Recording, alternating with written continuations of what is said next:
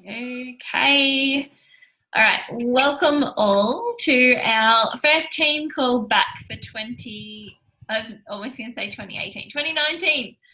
Um, so I guess today's topic is all about getting back into the flow of things. After speaking with quite a few of you, messaging you back and forth, and there's a bit of a vibe out there at the moment that after the summer holidays, getting back into routine, getting back into momentum again, and back into some kind of, just routine with it all, can be challenging, and just finding your feet in it all.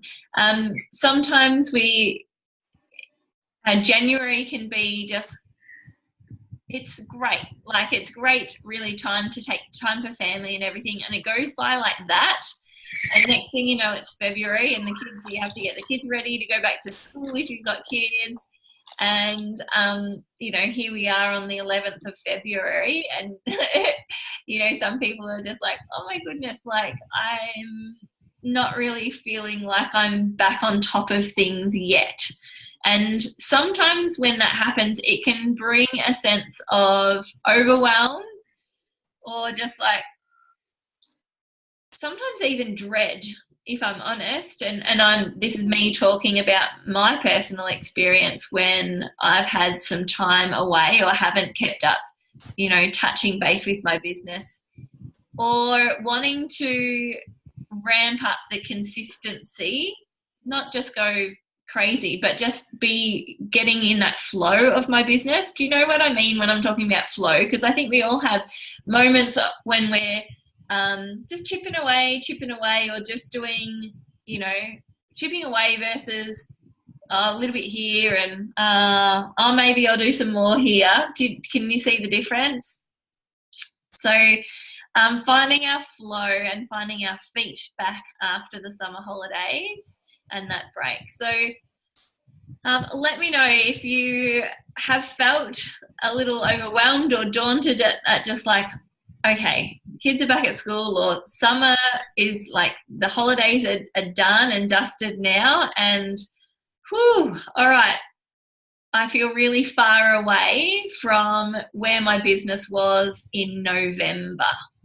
Does that resonate for anyone? Yeah, a little bit. Yeah.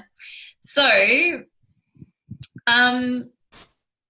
I guess the best thing you can do when you're feeling overwhelmed or just like daunted by the task ahead of getting things back to where you want it to be when it comes to your business is to not think about where you are and where you want to be, and then get overwhelmed with all the things to do in the process, but just go, well, what can I actually do right now? Just break it into something little, because if we just focus on what we can do, just doing that consistently is going to get you there. It doesn't need to be amazing. And I think it's also a matter of letting go of a desire for your bit, or putting pressure on yourself that your business needs to get back to what it was, or have that flow and that consistency next week. So let's make sure our expectations are in check with reality, because reality is momentum can take some time to get back again. So it absolutely, like I was chatting to someone else in doTERRA, not in our team, and 2 weeks ago she didn't have any classes for February, and she was stressing. And this person's doing Diamond Club, so she didn't have any away classes. She'd reached out to lots and lots and lots of people, and she was just like, oh my goodness. And that was 2 weeks ago, but she was head down, bum up, and in 2 weeks it shifted round. But that's with a lot of work. That's a lot of work and real laser focus and dedication on her part. So when I'm talking about expectation and reality, you absolutely can change that state of your diary and what you've got booked in and that momentum in 2 weeks or a week, if you're willing to put your head down, bum up, and do the work. But if you want to chip away at it and you know, gradually build up that momentum, you will get there as well. It'll just take you a little bit longer. So there is no right or wrong in terms of how you get back on your feet again and how you bring the momentum back. It just is a matter of what feels good for you, what's comfortable for you, and also what you want. Because what we want, what we value, we'll commit to. What we don't make a priority in our lives, what we don't value, we'll let other things come in the way. So in saying that in general, so going back to chipping away at it, and you can switch things around really quickly in the matter of a couple of weeks with head down, bum up. Even if you're chipping away at it, I always recommend booking your classes in a close amount of time.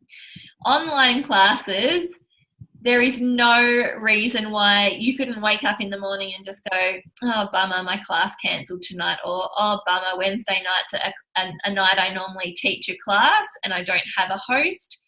There's no reason and nothing stopping you from scheduling in an online class that night.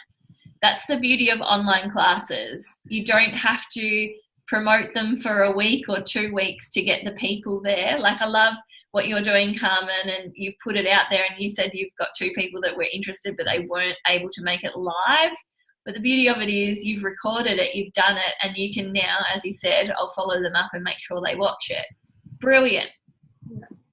So good. A lot of success with the onlines, like even just random ones in my customer group, because I have non-customers in there as well. Yeah. And like I might just do a class on beauty. Like I had this one girl who she did a 5-day online workshop, and like I forgot about her, to be honest. So she was in that big group, and then a few months later she came to online, attended my beauty oils and beauty class, and was just at the end of it like, yeah, okay, I need the top 10, like I'm gonna get home essentials kit. And I was just like, I don't even remember who she was. I had to like go back through our Facebook messages, and it had been months. But yeah, let alone inviting new people, obviously, and that really is good as well. But yeah, just recently I've actually got heaps and heaps of leads just from doing them a bit more consistently. So it's just a matter of actually doing it. It's the same as a physical class. Like, yeah. And you raise an interesting point there of doing something consistently. Yeah. So there'll be some people who will just get their oils through anyone because they just want oils, you know, just give me the oils, whatever. But there'll be some people that, a lot of people actually, will just be maybe not consciously choosy of who they get their oils through, but it factors in some level. And because they want to know that the person that they're buying them from, they trust and they can reach out to afterwards if they've got any questions. Because would you agree that for a lot of people, they're just like, will I use all of these? And there's a bit of a hesitation sometimes. And it's our job to show them how many ways that they can use them, and how, like, you really can't live without them, you know, like that's, I know if someone robbed me of my oils right now, I'd be like, no, it can't happen. That would not go down well. Yeah. We had a real estate agent come through our house because we might be selling our house, and he was just like talking about an open house, and I'm like, so how do you like keep my stuff safe? And I wasn't mindful. I didn't really care so much about, you know, like a laptop or anything. I was just like, it's so easy just to steal my Rose Touch or like my frankincense. Yeah, I'm like, keep the oils safe. Oh my gosh, even my husband the other day, I had Carla in that beautiful case that you gave me. So it's like a 10, for those of you who don't know, it's like a 10 roller, really pretty pouch thing that's always in my handbag. And I've got lots of homemade oils in there. So like not the doTERRA frankincense touch, but like I have a Carmen frankincense touch. So it's got like 10 drops of frankincense and it's topped up with fractionated. And this girl at cafe the other day had this headache. And anyway, I went to put it on her and I was like, you can have that. And Mitch was just like, what? I'm like, it's fine. It's just one that I made. But, yeah, I wasn't giving away like an actual frankincense touch. Yeah. Love it. Anyway, yeah. I've lost my train of thought. What were we talking about? We were talking about supporting customers and they're getting them through you. Yeah. Yes, that's right. Thank you, Carmen. So, so this is one of the reasons why it's important if you want to be seen as a professional, if you want to be seen as the person that people can come to because you're going to be there when they need them, you really can't afford to take 6 weeks out or to take a month off and just be sort of absent from your customer group or absent from, you know, being there for them. So because people are watching all the time, so people will watch when you're inconsistent, and those people that are just going, I need somebody who's going to support me when I need, they will choose someone that they are seeing on, like in Carmen's Facebook group, like you said, about this lady who had been into a class and then you'd forgotten about her for months, but you were visible in there. Whereas if she had have seen somebody else who was regularly showing up, hands down, I'd put my money on it that she would have signed up through that person. So be really mindful about how you treat your business. Like we always say, if you treat your business like a business, you'll get paid like a business. If you treat it like a hobby, you'll get paid like as it was a hobby. So showing up consistently is really important. So when we're booking in classes, because you can turn this around really, really quickly, but you also have to be quite mindful and, I was going to say the word strategic, but maybe this is the right word, maybe it's not, but let's just go with it for the moment and for the sake of it. Strategic in the dates that you offer. So if you are free and easy and just go, oh yeah, let's do a class, and then she's just like, oh, let me get the kids settled into school and I'll see how they go, and maybe we could do one like after the kids settle in March, like early March or something. It's really tricky to get that momentum up when you have classes booked in and they're held, 3 or 4 weeks time. Statistically also, classes that are booked and not held until 3 or 4 weeks time, the drop-off rate for postponements and cancellations increase dramatically.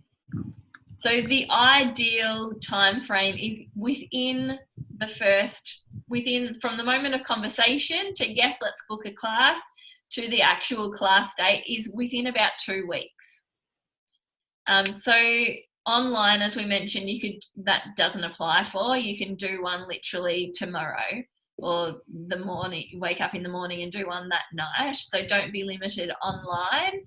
But in-person classes, if you're asking someone to have a class and I'll come to your house and teach your friends, within those 2 week period. Now, I've had classes in the past where I've been at a class on a Wednesday night and they've booked one for Saturday afternoon. So it doesn't happen heaps, but it does happen. So that's why I always offer my first available date, even if inside my head I'm just like, well, my first available time slot is Saturday afternoon, but she's not going to take that. I'll still offer it, and when they do snap it up, I just try and play it cool. Like, of course you can make that. And not be surprised. Be cool, Carla, be cool. So close date booking is really important when it comes to building momentum because then the idea is that you book classes from those classes within that 2-week period again, and that's where the momentum really picks up. Similar to online and in-person classes, you've kind of got this opportunity that's in between the two. So online, you could do that day, you know, come to my class, I'm doing one tonight, you know. If you're hosting your own, as in inviting people around, you could potentially do it tonight, or you could just go, you know, it's in a couple of days' time. So that's the beauty of having it at your house. You have a bit more flexibility. There's no pressure or perceived pressure to host it really quickly, because you're taking the stress away from getting a house clean or having nibbles prepared or anything like that. All you have to do is invite people to your house. So, you know, you can do that in a few days' time. Some words around helping people to book in closer. Because sometimes you'll get people that will say, oh, it sounds really great, I'd love to book a class. Let me chat to the girls and see who's interested. I don't want to waste your time. Has anyone had that before? Yeah, Stella, for sure. Or the other one is, let me chat to the girls. I reckon they'll be interested, but let me chat with them and see when would suit them. Okay. So there's a real temptation on our behalf then just to go, okay, yep, no worries, let me know. But what we really need to do is lead at that point, is really steer the ship. So scenario 1, let me chat to the girls and see if anyone's interested. This is all I say. That's cool. How about, because I'm quite busy and my diary fills up quite fast, or because I only have, you know, 4 availabilities a month to do a class, my diary tends to fill up quite quick. So why don't we pencil in a date that you and I are both free? At least we know that then we can make it. And then I'll pencil you in for that date, and you chat to the girls and I'll give you a call, normally within the next 24 to 48 hours. Just so it's nice and close. Because if you let them, and if you say, I'll call you later, or call me and let me know if that's okay, chances are when you go to call them, they're just like, oh, actually I haven't spoken to anyone yet. But if they know that you're going to be contacting them Thursday morning, they will have definitely sent out that message and followed up with people. The other benefit of that is you've got a date already penciled in. So it's a little bit more commitment on their behalf. Scenario number 2 is let me chat to the girls and see what date suits them. A similar thing, just like, yeah, that's okay, I'm really busy, blah, blah, blah, blah, blah. Why don't we pick a date? And I always use the words that, you know, it's so hard trying to get everybody in the one spot. I don't know what your friends are like, but it takes us about 2 months just to be able to go out for dinner together. So, you know, in reality, you probably won't get everybody there that you invite. So let's just pick a date that you and I can, and then we'll work, and I'll help you in getting those people there. So it makes it simple, it's easy for them. And that's the other reason of it too. And I say, you know, I want this to be really easy for you. It can be a bit of a nightmare trying to coordinate everybody. So let's just pick a date and we'll just work on whoever's meant to be there will be there. But that can really help bring those dates in a little bit tighter, so that if you do have a time slot that you want to fill in February, that you can do that. The other thing that I wanted to talk about tonight is when we're getting our momentum going again, and we're, you know, getting back into the groove of the year. So January's can be just all over the place, because it's summer holidays and, you know, you might go away and the kids are all at home. It's different if you've got school-aged kids as well, because that's so different depending on term holidays and school holidays, school and stuff. So January can be a bit odd in terms of keeping your business going, and then February can come and everyone's finding their feet as the new year hits and kids are starting kinder or settling into a new school year. And sometimes there can be a temptation of, let me just help, I'll just wait until the kids are settled in the first couple of weeks of school and then I'll get back into things. So that's an option for sure, but it just means that your momentum is really going to be slow. And for me, I would rather, when it comes to a bit of a break in momentum, I would rather spend an immersive time and focus to get the ball rolling again, and then it's rolling, rather than just this sort of slow kind of push to get the thing moving. So if you think about, like, if you had like a massive big boulder that you had to push along the ground, it takes a lot of energy and investment to really get that thing to move in the first place, doesn't it? But once you've actually got it moving, it's a lot easier to keep it moving. But if you stop, you need to reinvest that energy again, and that's the hard bit, and getting it moving. So at that kind of stressful time, I know my kids are not school age yet, but they're sort of full on all the time. So I think that what you're saying is, like, sometimes it's like, it's just like adding a stress by adding on like the commitment of going, okay, I'm going to get myself 4 classes booked or whatever it might be. But I know if that was me, I'd actually feel much more chilled once I've got those classes booked. And I know that I've got a bit of kind of momentum, even if it's not visible in my enrollments yet. It's definitely there in the pipeline. At that sort of stressful time, kind of meant like, might be that time-wise you are doing a bit more, but like for me, I know emotionally I'd be in a better place if I know that that's ticking and I don't have this great big, to use your analogy, boulder that I still have to get going once they're settled. Yeah, exactly. And that's the beautiful thing of it, because if you do have that sort of transition back into the school year, you may not be ready or feel like you can commit to doing classes just yet, but you know that the kids are going to be settled in a couple of weeks' time. So what you can do now is invest some time into getting that big boulder moving, book your classes in, so that in a few weeks' time, when the kids are settled and everyone's back to school routine and it feels like you've been back for 9 months already, you've got classes there to do next week.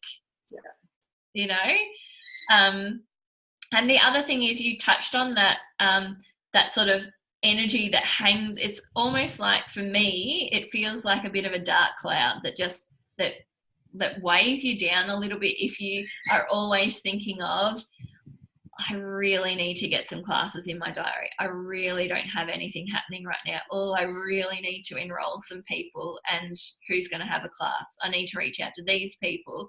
If you're sitting in a space for a couple of weeks while, everyone settles back into the year, and you've got that big weight and cloud hanging over you, it makes you feel really crappy. So I love your suggestion of, just get in, get it done. Like, just try and get the classes booked in, so that you then don't have to worry about that. Yeah. Makes a huge difference.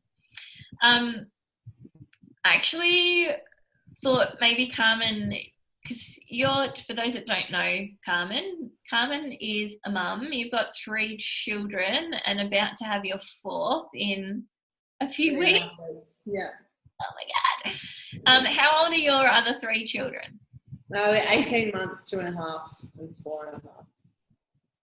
So busy mama. Yeah, Stella's like, wow, hats off to you.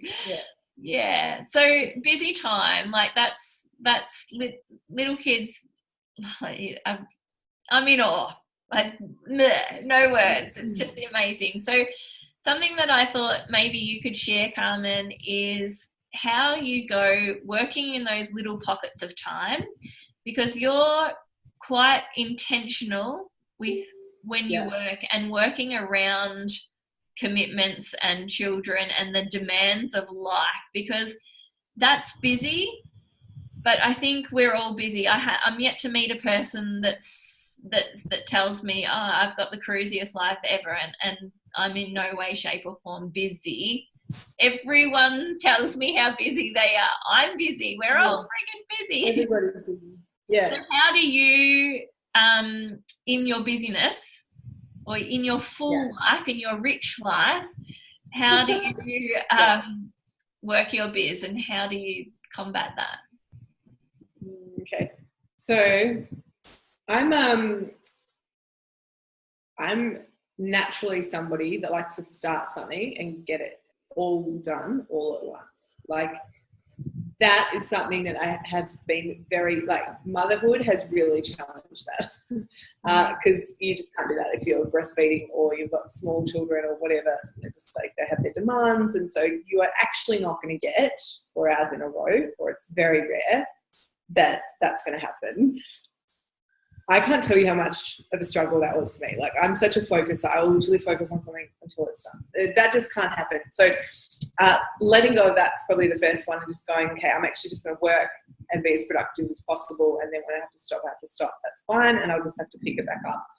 And being disciplined about being okay with that has been a good, like, quite hard, but something that then helps, because, so even if you're getting, like, say 3 or 4 or whatever it might be, like, being totally hypothetical, it's going to be different for everybody with different days and different routines. But say if you can get 45 minutes 3 times in the day or 4 times, like, that might be a bit more broken than you'd like, but that if you're being productive and don't take half an hour to get going each time, then you can actually get quite a bit done. So on that, I guess, Carla and I differ in this a little bit. I love my to-do lists. So yeah, like, but I'll have it prioritized though. So, like, when we're talking about what are the actions that are going to create the most value and create the most, like, impact, momentum, money, etc. Those are things like enrolling, inviting, joining classes, and all of that stuff.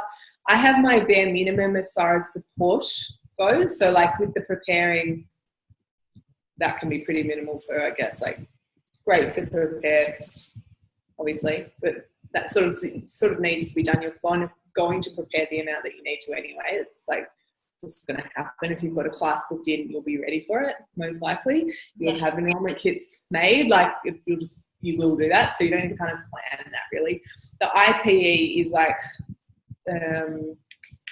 inviting, presenting, enrolling. So that's going to be the main bit. And then the supporting, like, I have my bare minimum of that. So every month, like, I've got my customer group, I've got my giveaway, I've got my email that I'll do, let them know about the promotions. That's the bare minimum. And then, like, popping your head up in there a few more times. But as far as the middle bit, that's the bit that needs to be planned. So you need to always have a space.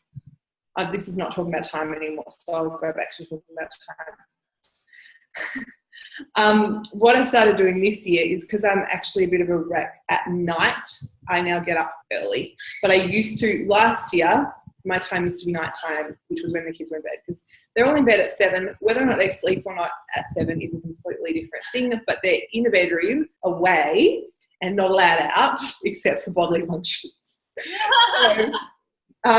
So yeah, like, I would probably do a good 2 hours at night every night, because my husband works late during the week.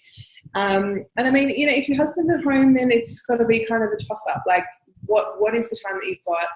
Prioritize how important the business is. Time with your family is just as important. Just as important, but it's like, you just have to just find that right balance, but be intentional about what that balance is. So don't just be like, all right, tonight I feel like chatting to hubby from 5 o'clock until 11 p.m. Like, surely you can do an hour and a half of work in there at some point. Like, yeah, so in a way I'm kind of lucky because he's not here at night. So I decided that I didn't want to be like a Game of Thrones aficionado and know every single line of that and like be like actually productive with my alone time. And like, because I want to look back, he's not going to be working these hours for a decade. I'd like to look back in a few years when we do have time together and go, I actually made the most of that time when I was alone.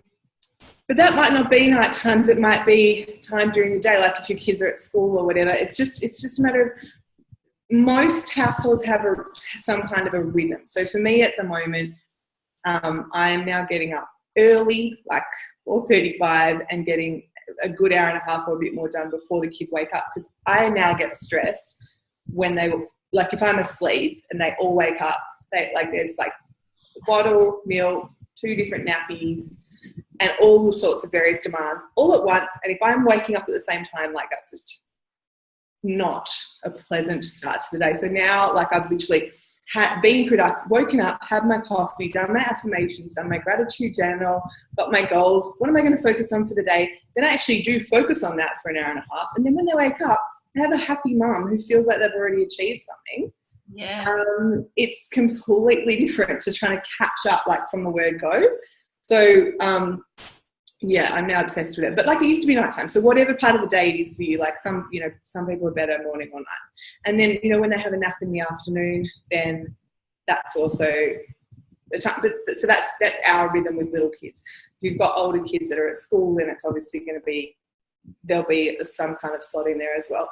And the other thing is, I find with the kids, like the constant thing, a really big time sucker is meal prep. So if you can have that organised, like on a Sunday, just make lots of big meals. But I would literally never cook something for one night now.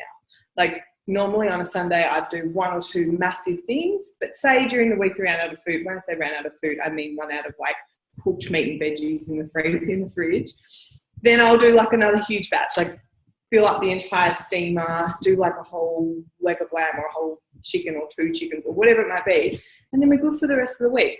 So then it's just like heating it up each time. It's just like minimal, like seriously minimizing those times, because during the day, all those times like add up and add up and add up. So if you can just minimize all of that time, then it just does give you more time. I guess it's what you've described as being really conscious and intentional about the time that you do have, and prioritizing what you want to get done. So I love this morning practice that you've got going. That's just absolutely beautiful, because like I remember saying when I used to teach singing, I'd ask my students, so how did you go with your practice this week? What did you practice? I didn't practice. Why not? I just didn't have time. And I'm like, you're not going to get time. I can guarantee that you will not be sitting there one day and just like, oh my goodness, I have nothing to do right now. What will I do? I'll practice my singing scales. It's not going to happen. So yeah. So, and for me, like I used to tell my students, okay, is there a show that you watch religiously?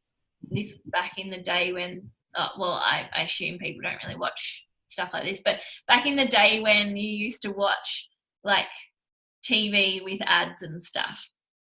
So like, was there a show every night that you watched? So most of the time it was like Home and Away and Neighbours and stuff for the teen girls. And so I would say, awesome. So every time there's an ad break, that's like, you're not missing out on anything. I want you to do your singing scales in the ad break. So it's just like 2 minutes here, 3 minutes there, 2 minutes there. And that was just getting them in that habit. So we can do the same thing in our business. So it doesn't have to be, like you said, Carmen, you've done so well from someone that likes to have just 4 hours uninterrupted, just get stuff done. You are doing incredibly well with 3 young children. To just little bit. That's why the morning's working well. Yeah, I can see why. So we do have little moments in our day. So sometimes, you know, for me, if I was going to say, if I get to school pick up early, I never get to school pick up early. But some people do, and that can be a time. Or it's swimming lessons. That for me is time. And I would often just sit there, do, you know, texting out a host that's got a class coming up, making sure, or sending out some messages to people. That's half an hour. Yeah. I don't have to do anything. Yes, I have to be there, but I actually don't have to parent in that moment. Yeah. So when we look at our day with real intentionality, is that a word? It is now if it's not. And we just get really focused about, okay, what and how and where and when, then you'll find these pockets of time. Something that I do here sometimes is, you know, like I said, I don't have time. Things have been really busy. I just haven't had enough time to do that. Is it that you haven't had enough time, or is it more likely that it's not been a priority? So this is a really good question. I can't remember who the first person that I heard say this was. It might have been, do you know, Carmen? No, sorry, but it's really good. It's totally spot on. Yeah. So I can't remember. It was on a podcast that I was listening to. But it's just such a beautiful question to ask yourself. And I catch myself saying I said to someone last week, I just haven't had time. And I'm just like, that's not true. I have had time. I just haven't made a priority. That's why I didn't get it done. Ouch, a little. But let's be honest with ourselves, because bullshitting ourselves is not going to get us anywhere. It's not going to help our business. So I invite you to ask yourself that question. When you find yourself telling yourself up here or verbally saying to somebody, I haven't had time to do this, actually switch it round and say, it's not been a priority for me. And then ask yourself, is that true? And if it's not true, if it's that you actually physically haven't had time, you might have had the busiest, biggest week from hell, own it. I haven't had time. But if it is that actually I haven't made a priority, the next question to ask is, and how does that sit with you? Does that feel good to say that actually I'm not making my business a priority? Actually, I'm not making my customers a priority. Actually, I'm not, whatever the case may be. And if that makes you feel a little bit uncomfortable, there's some shifting that needs to be done in that. Yeah, fix it. Yeah. All right. So does anyone have any questions, or, you know, Stella, do you have any comments or thoughts on what we've chatted about tonight?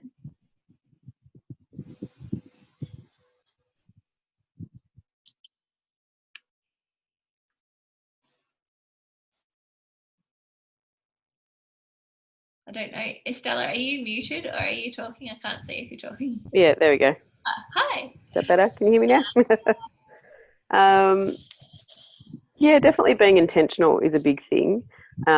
Even today, like I was able to book in 2 dates interstate, which was amazing. And it was hilarious because I find myself going, oh, what was that person's name? I'll quickly look them up on Facebook. And I got onto Facebook and I sat there doing this. Yeah. For about 5-10 minutes. And then I was like, oh crap, that's not what I was supposed to be doing. And then finally, you know, got my mind back into it and sort of, and, you know, got onto what I needed to do. So, yeah, it's really easy to slip into that non-intentional state. Yeah. And yeah, so just really focusing on being able to do it. And I'm the same. I've got 3 kids. One's at school And, you know, I've got the 2 others at home most days. So it is just finding those little pockets of time for sure. But I'm actually thinking, Carmen, like you said, with the pre-prepping of meals, I'm not like a big prepper for a weekend or anything, but even just making my 4-year-old a lunch when I make the older one lunch. So he's actually got his little lunchbox there ready to go. So he's not asking me every 5 minutes, can I have a snack? Can I have a snack? What can I eat?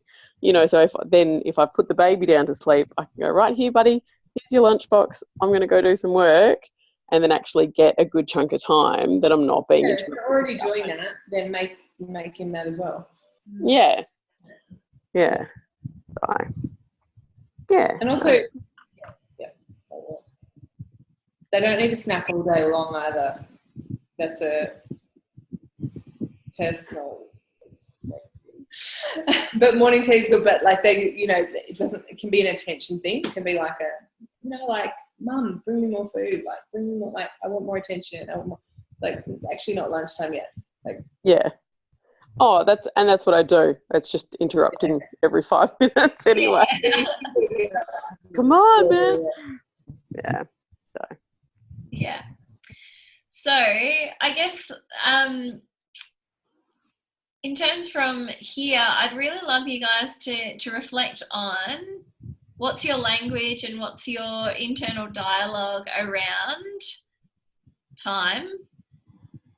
I don't have time. Is it that you don't have time, or is it more that you're not making it a priority, or it's not a priority to you? And doing that intention, looking at, working in the pockets, you can get so much done.